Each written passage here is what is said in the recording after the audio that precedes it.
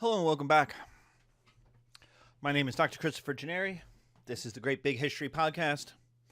In this episode, we do the Western democracies in the 1930s and their response.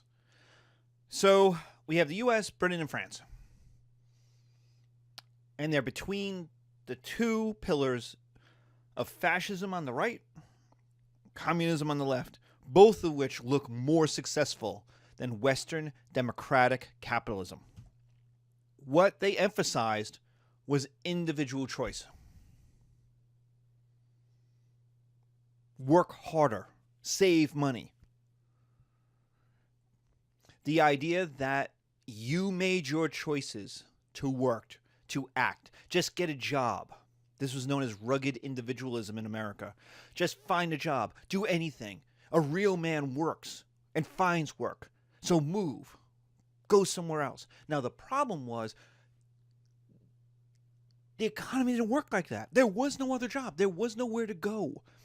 Capitalism collapsed. It was over. It was done. And so that philosophy, which was the traditional conservative philosophy, the Republican philosophy, one that we still use today to yell at poor people, just get a job. Don't be on welfare. Don't be on the dole. No one's going to give you anything. You got to go and get it. Was met with the Hooverville, the shantytown,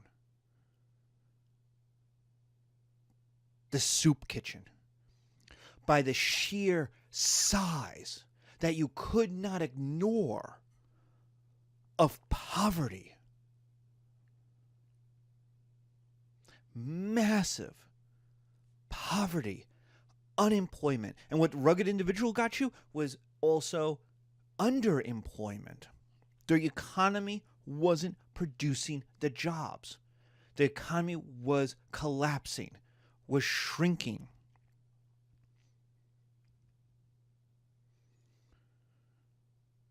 There was simply nowhere to go.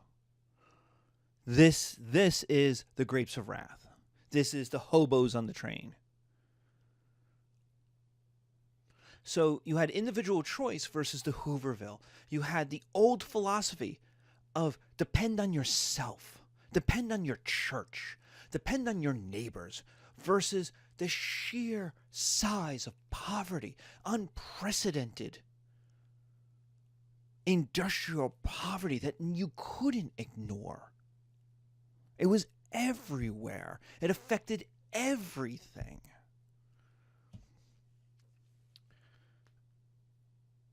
And into this mess comes Keynesian economics.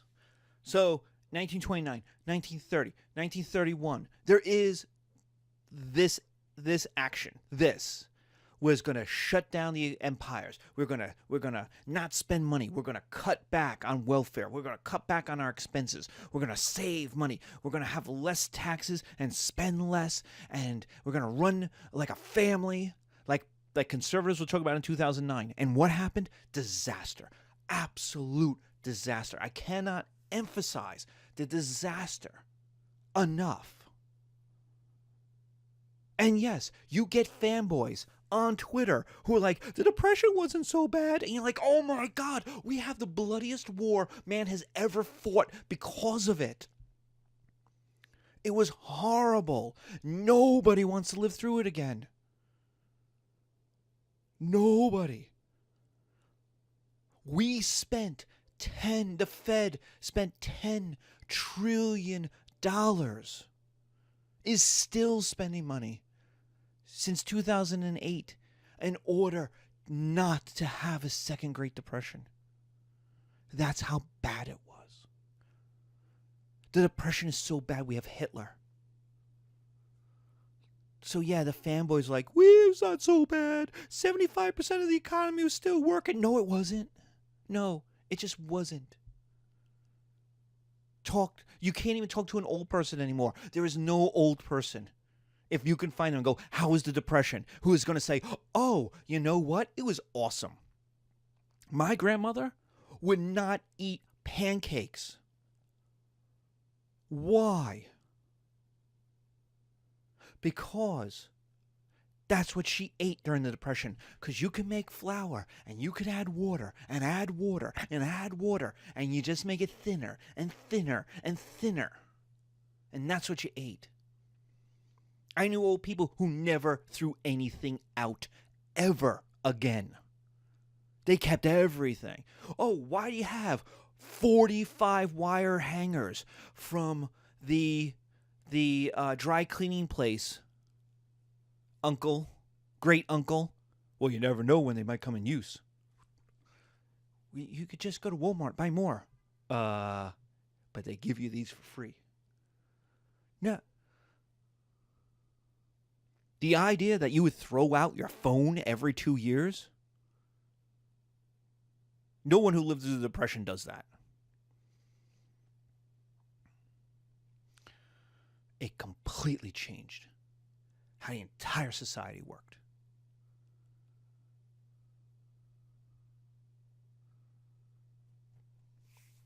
And so I cannot emphasize the absolute, it's called depression for a reason. We don't even want to use that word anymore. We were in a depression. It wasn't a recession. We call it the Great Recession. It was a depression, but we can't use that word. We didn't even have the language for economics. We still don't. We had to use psychology. That's how massive this was.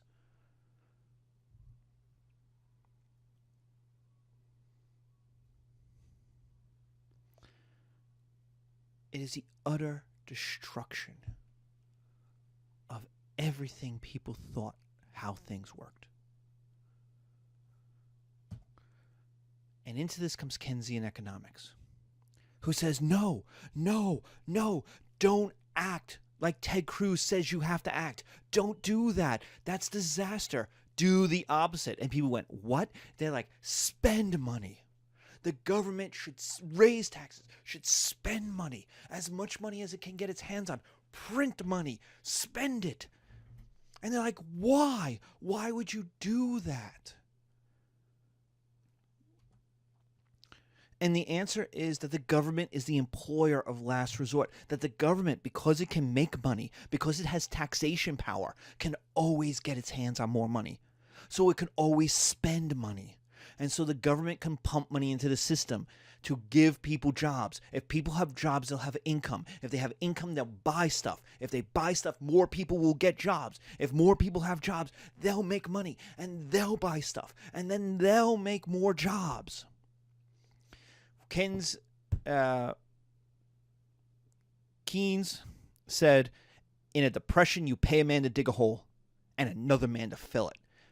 And conservatives, even today, will say, oh my God, that's idiotic. You have to save money. No, because if no one has money, they can't spend it. What Keynesian economics understood was that the world had changed from the Industrial Revolution to a consumer revolution. Consumers drove the economy, not creators, not industrial factories.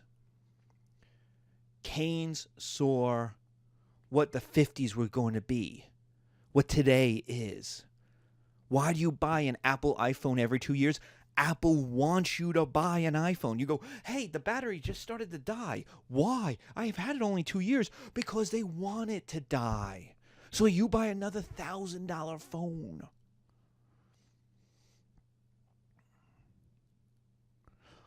So that that $1,000 can pay for the stock and pay for the profits and pay for the workers and pay for the cost of making the thing. That what Keynesian economics understood was that it was counter-cyclical. That governments had to work counter-cyclical. So when you have a depression and there's less money, governments need to spend more money. And look what happened. Look at what happened in 2007, 2008, 2009. Governments, especially conservative governments, cut back on teachers, cut back on cops, cut back on fire, cut back on services, cut back on construction. They cut back. And those states suffered more. Because if you're a teacher, right? Yes, you're paid by the government. So we're going to cut, and even in northern places, they cut their pay. In New Jersey, the average teacher is making 4% less than they should. They took a 4% hit because what New Jersey did was not raise taxes and then spend it. They cut taxes as well because of Chris Christie and a more conservative, and even the Democrats were more conservative because they looked at it and went, oh my God, we can't ask people for more money. People need the money. But what happened was, now you're not paying the teacher. So now I can't go to the restaurant. So since I can't go to the restaurant doesn't need as many waiters and waitresses. So they fire the waiter and waitress, which means they don't have money to go to a different restaurant or to go to Walmart. And then you have to fire those people. And it continues and continues and continues. In a depression, what you want to do, what the government wants to do, is give as many people money as possible. Because if you give people more money, they'll spend it. And if they spend it, now the restaurant has to hire more people. Instead of cutting back people, if they hire more people, they'll make more money. If they make more money, they will go and spend more money. And that's the way you get out of the depression. You cannot save your way. It is not like a family at all. Large economics don't work like families at all. It makes sense, but it's completely counterintuitive. If anyone ever says governments should act like families, they have no idea what they're talking about. Absolutely none. And they're just told you they have no idea. So anything else that comes after that about economics, is BS, because they don't understand what the hell is going on. Because governments don't work like that. They work the opposite. They have to work the opposite. And so what you get is massive infrastructure. The Hoover Dam, not only is it a lot of stuff, it's big stuff. The Hoover Dam is like the biggest dam ever built, one of those kind of dams. Electricity in rural areas. They said, hey, all of those farms in the South that have no electricity, we're going to run the electricity lines. We're going to build power plants. We're going to electrify the whole freaking South. And people said, okay, imagine doing that now. We're going to run Google, 2 gigabit fiber into every house in America for free. Imagine that. Yeah, it will help the economy. Yeah, it would quintuple the speed of the internet. Yeah, it makes everything more efficient. But are anybody going to do that now? You can't even get Google fiber to come to Philly, much less string up all the wire across all the rural South and Midwest. But they did it in the Depression. Why? To give people jobs. They're going to build highways and continue to build highways in the 50s. Then there's war. And because you'll get these people who are like, the New Deal didn't actually end the Depression. It was the war. Well, no shit. What do you think the war is? It's a giant Keynesian economic flood of money. World War II created soldiers, all of whom got paid. It created massive amounts of supplies.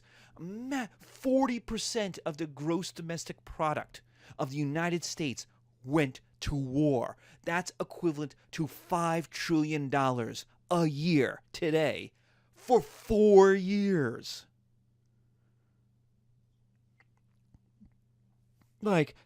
Yes, the war ends the Great Depression because the war is the largest stimulus package ever invented.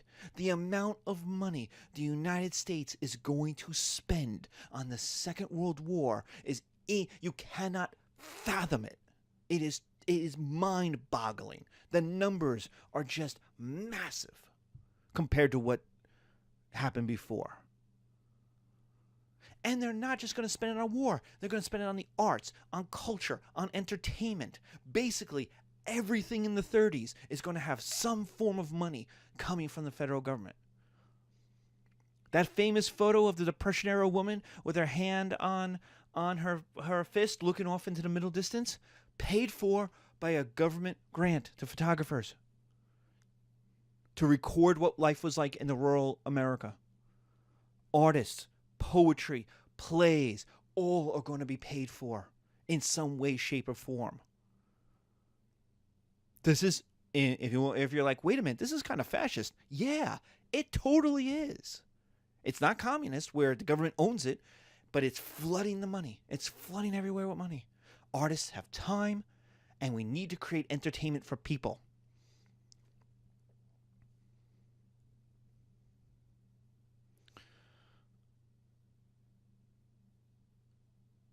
And so just unbelievable massive amounts of money. Now you go, well, where did it come from? Well, you couldn't buy anything. And once the war starts, there is no buying of anything. You couldn't get gasoline, you couldn't get aluminum, you couldn't get steel, you couldn't buy a refrigerator, you couldn't buy anything in the 40s. The economy went to war. That's what it did. And so you bought war bonds. And so what the United States doesn't do is doesn't plunder its own people.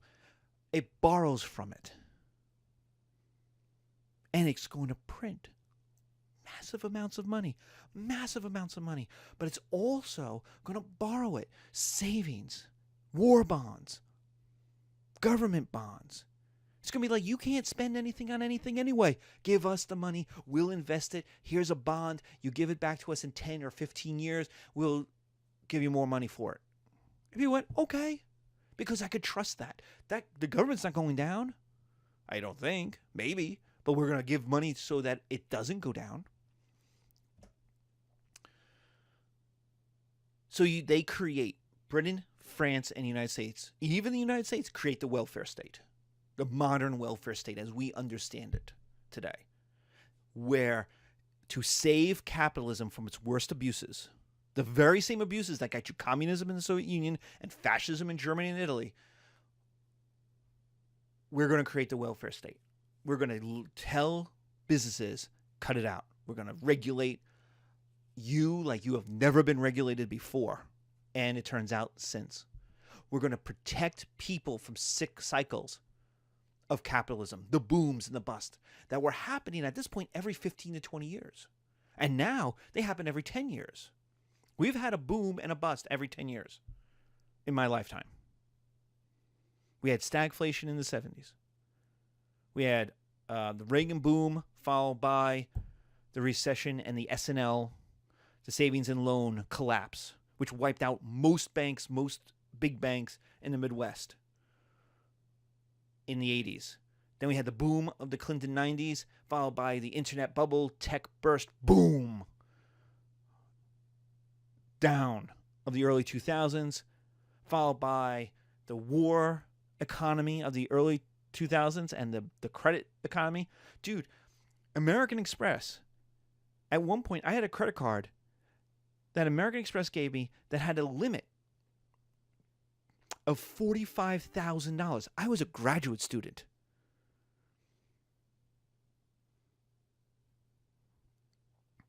I was writing my dissertation. I was a part-time adjunct professor, and I had a credit limit on one card of $45,000. No wonder things were good in 2005.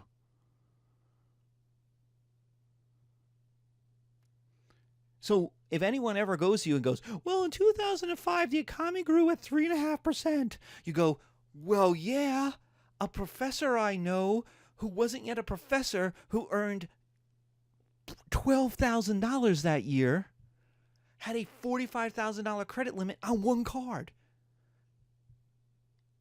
And he had more than one card because he lives in America. And you know what happened in 2008? Woof. That credit got slashed right to within $5 of whatever the limit was. Whatever my balance was. Which wasn't too bad, but it went right down. They took all that credit away. American Express cut everything. Which also means I couldn't spend money. Which also meant that the local Wawa couldn't employ as many people as they should have.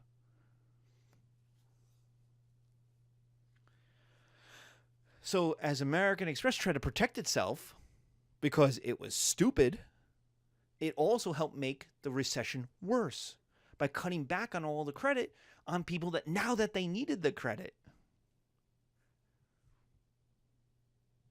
to help the economy, they their hands on.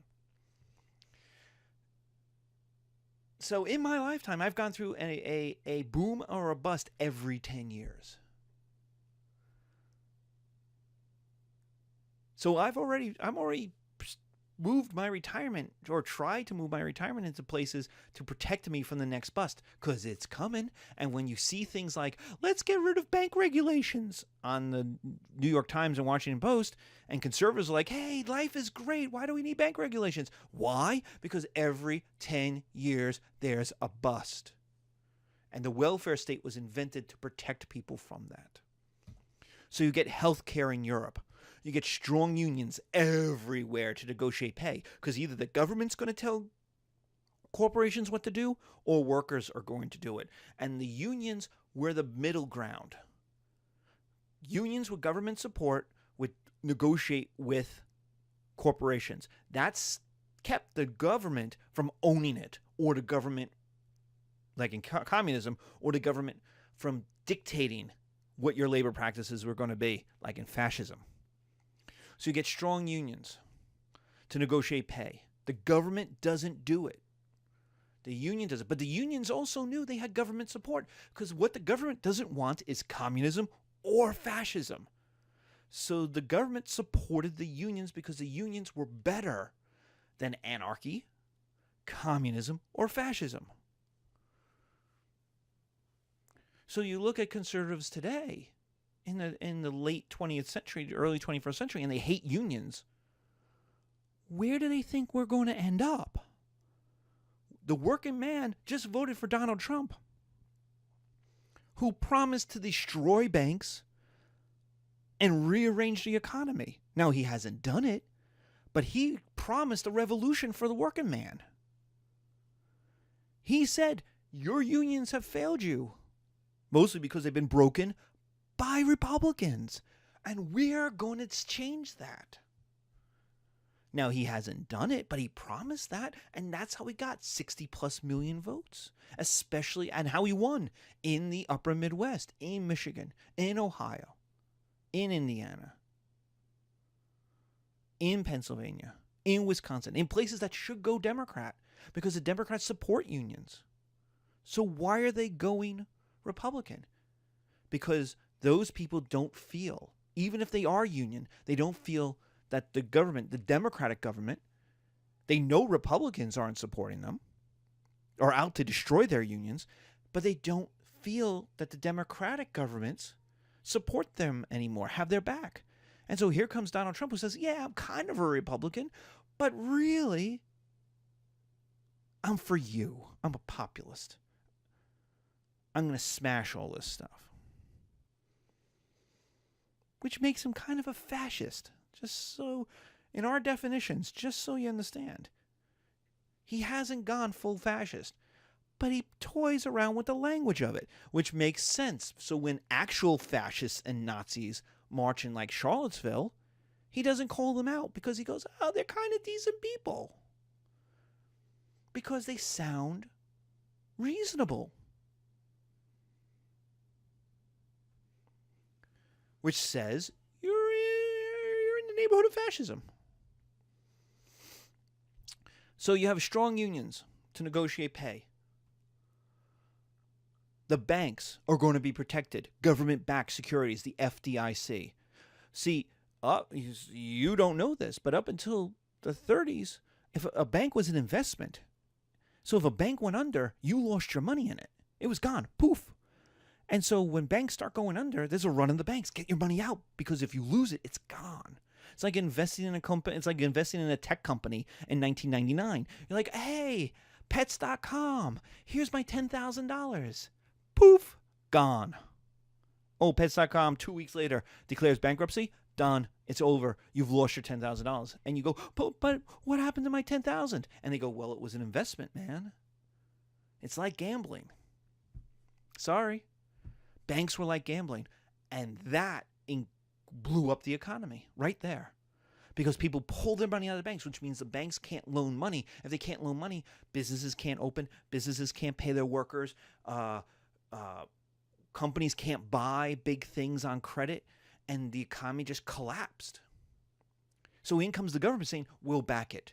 Don't worry. Up to 125 or 150,000, and it then went up. It's probably like 200,000. It might have been $100,000, but it was a lot of money. Basically, for almost everybody in America, the amount of money that they would protect in one bank account was basically your life savings. And the idea was, leave it there. Don't worry. If the bank does things that you don't understand and goes out of business, that's okay. Your money didn't go anywhere. In fact, we're going to give that money. The government will come in. We're going to take all those assets. We're going to move it probably to the bank next door, a completely different bank, but a nearby bank. And you, in a day or two, can go in, get your money. It's okay. So they're going to protect the banks. Banks are no longer an investment. They're a security blanket. They're a place to put your money, so you're not putting it. I had an aunt who put her money literally into her mattress. She didn't trust banks because she lived through the Depression. And she always feared that could happen again. How do I know the government is really going to keep its word? The answer is because it's in its interest to keep its word, because if all the banks go under, look at what happened in 2007, and you don't get back your money, you're going to have a revolution on your hands. But she stuffed her money into the mattress. Better to have it there. At least it's there. At least it's money. This is why if you ever go on Fox News during the day, they're always selling gold. Gold, gold, gold. Why? Because money is made of paper. It's only money because the government says it's money. It's worthless otherwise. But gold will always be worth something to somebody in the, up until the zombie apocalypse. Now, what I find funny is that they say, oh, gold will be worth money in the apocalypse. No, it won't. Because in the apocalypse, the people you run into aren't going to care for your gold, for their food. They'll just kill you, take your gold. So it's not going to help you in the apocalypse. The problem with gold is it's hard to move. Not a lot of places take gold. And it doesn't increase in value all that much compared to, say, a stock or a bond. But that's not the point. The point is that it's secure. You can hold gold. It's shiny. It's gold.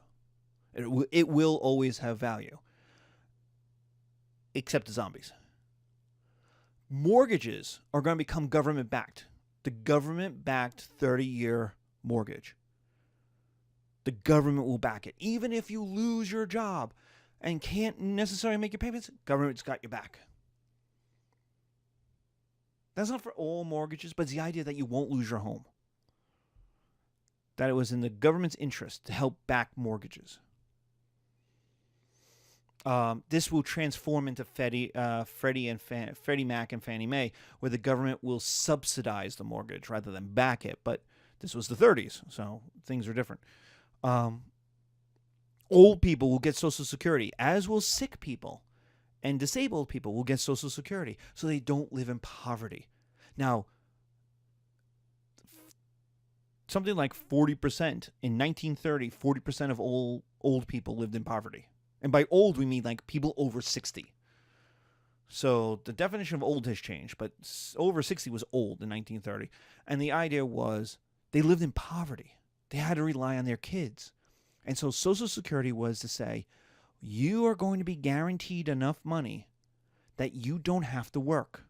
You can stop working. Between some savings and this money, you'll have enough that you don't have to work. And we want you to retire. We don't want an old person. We don't want a woman who's 68 years old working a cash register at McDonald's. We don't want that. That's a young person's job. If she's working that, a young person, it doesn't have that. And the problem with it is young people burn stuff down. Old people don't. And so we want young people to have jobs. Old people don't join gangs. They join the AARP. Young people without jobs join gangs and burn shit down.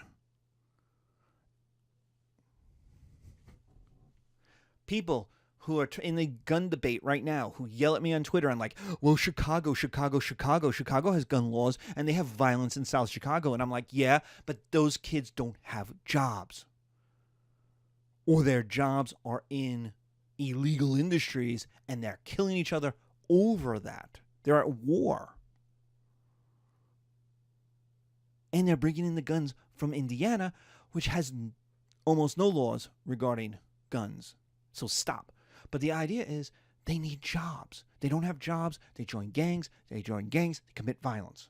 Young people burn stuff down. Young people become fascists. Young people lead revolution. Ultimately, what the welfare state tries to do is disconnect unemployment from morality. See, up to now, you have the Protestant work ethic, Max Weber's Protestant work ethic, and you've got the deserving and undeserving. You've got the undeserving poor from the 1520s. You take these Protestant Reformation ideas about why people are poor. Why? Because they don't work. They're lazy. They're parasites on hardworking people. We still have that today. We still have it today. Can't give people welfare. Why? Because it will make them lazy, because they won't want to work. Have you been on welfare? It sucks. You know what the problem with welfare is? You don't have enough money.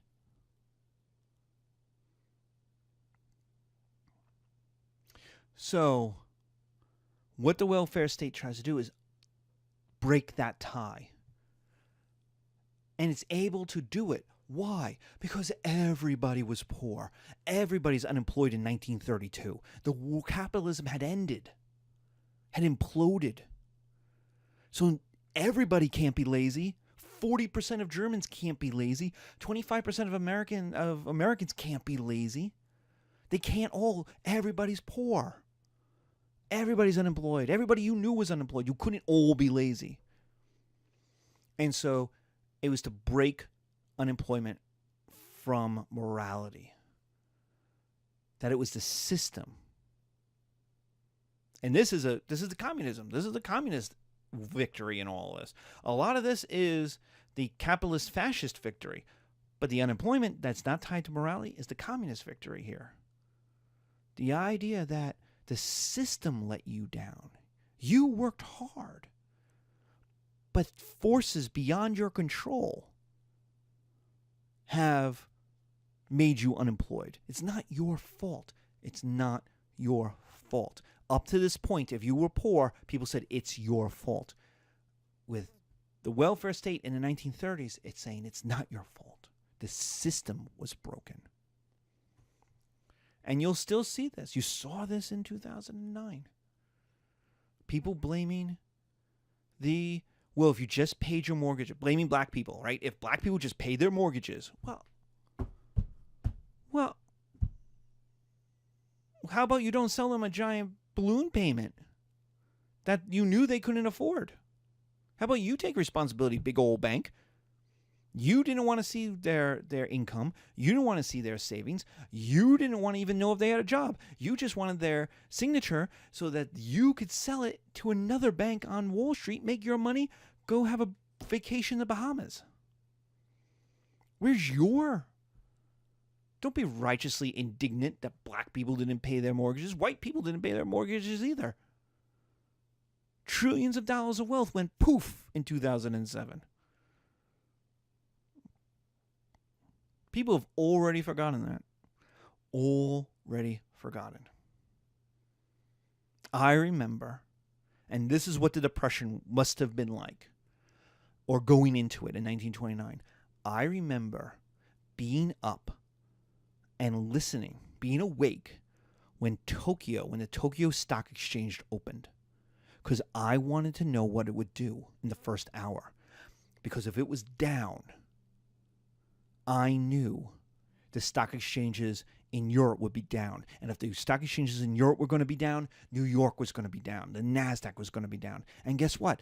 You'd be awake, and it'd be 2 o'clock in the morning, and you'd hear down. 900 points, whatever the equivalent was of 900 points, a massive amount, down 5%. And you'd be like, oh my God. And it was 5% and 3% and 2% and 5% every day. And then Europe was down, Frankfurt, London.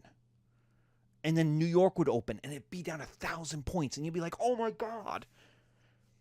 I remember going to get a cup of coffee in Haddonfield. And got a cup of coffee, and I sat down to do some grading. And at the table next to me was a guy talking to his accountant. And the guy went, I don't understand. What happened to my 401k? And the accountant said, you just lost in the last month $100,000. And the guy goes, what do you mean I lost it? Where did it go? And he kind of went, well, all these stocks are down. And he's like, but why? He couldn't fathom what was happening. He had a number, and he relied on that number. And that number went poof, and that was the 30s. And that's going to explain the 50s. Because people are going to want to hold on to a thing that is stable. Because in the 30s, it went poof. You realized capitalism isn't real. It's just made up. Economics is just made up. That so much of our systems are just made up. They went poof and gone. And that job you thought you were going to have, that income you were relying upon, went poof. And you had no idea why. Ultimately, the welfare state is about not revolting. Don't revolt. Don't go communist. The amazing thing about the welfare state is it is going to tax the bejesus out of firms. It is going to raise. We today have a capital interest rate. The amount of money you pay on investments at like 15%. Our highest tax rate is what, 38%? In 1932, the highest income tax rate was 91%. 90% for the richest 1% of Americans. The government took everything. Took 90%, 90 cents on the dollar. Now, you still lived a real good life if you were a Vanderbilt, if you were a Carnegie. You had plenty of money if you were a rich guy. And they took 90%. Why? And why did people support it? You'd have a revolt today of rich people. You can't get anywhere near. We just passed a tax cut in 2018 of $1.5 trillion and gave it almost all to rich people. Why were rich people willing to accept such high taxes in 1932? Because the alternative was communism or fascism. And fascism, they might survive. Communism would cut their heads off and bury them. Take their industry, divide it up among the people, and that was the end of it. And fascism, you still had to deal with the government, which had all the guns. And so owners of industry, the government supported this as a way of not going communist.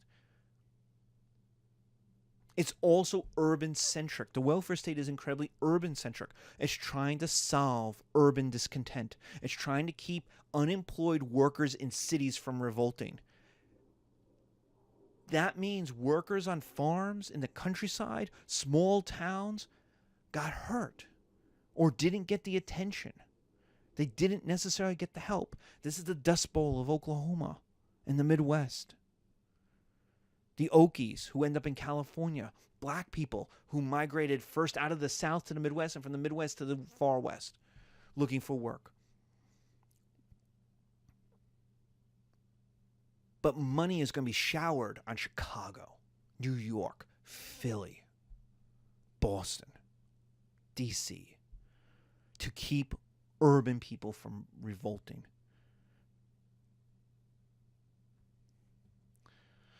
So in our next episode, we're going to talk about art. So thank you for coming along on this ride. It's pretty terrible so far. We're trying to deal with this the solutions to what do you do when the economy you relied upon implodes and ceases to exist.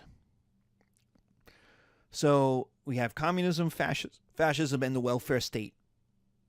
Democratic, Western democracy's welfare state. Now, the one that will win is the welfare state, which is still with us. In our next episode, we're going to talk about art, popular culture in America and in the Soviet Union.